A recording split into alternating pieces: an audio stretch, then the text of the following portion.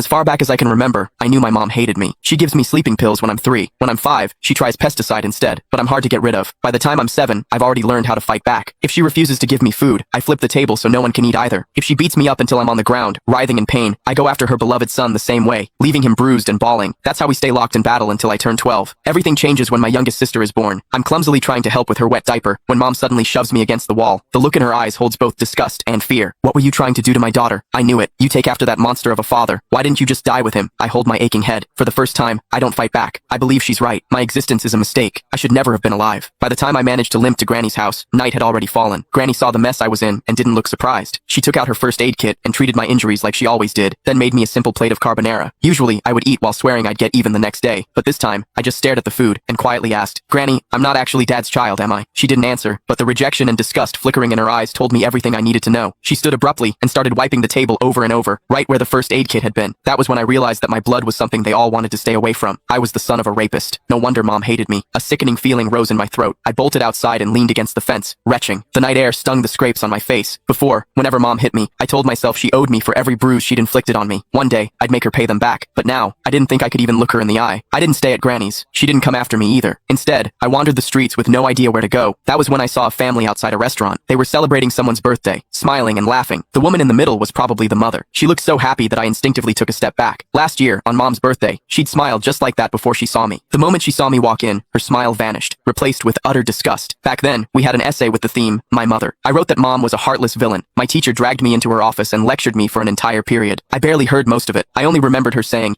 "No mother in this world would ever stop loving her child." I believed her. I saved money from collecting recyclables and bought my mom a birthday cake. I just wanted a hug, the same kind she gave my brother, Casper Willis. But her frigid expression was like a stab in the heart. I felt like a fool, standing there with that cake in my hands. Anger overwhelmed me. When no one was looking, I went out and caught a couple of frogs in the garden. Then, I hid them in the cake. I could still remember the way she screamed when they jumped out. Back then, I felt a twisted sense of satisfaction. I thought she didn't deserve to be a mother. I thought she had it coming. But now, I know the truth. The one who didn't deserve anything was me. My existence itself had hurt her. As I watched that mother's smile through the restaurant window, I made a decision. This year for mom's birthday, I would give her a gift she would truly be happy with, one that would free her completely. I decided to die. Once that thought took root in my mind, my steps felt lighter. I even started planning how to do it without troubling anyone. I needed to do something that wouldn't leave a mess. But before I could carry out my plan, a patrolling officer spotted me and brought me home. Mom answered the door. As the door shut behind us, I stared at the floor, unable to meet her eyes. Her icy tone sliced through the air. "Why didn't you just die out there?" I almost snapped back, but I forced the words down before they came out. Still, as I stared at her back, I couldn't stop myself from asking, what would you do if I really did die? Would she be the least bit sad? If you've got the guts, hurry up and do it.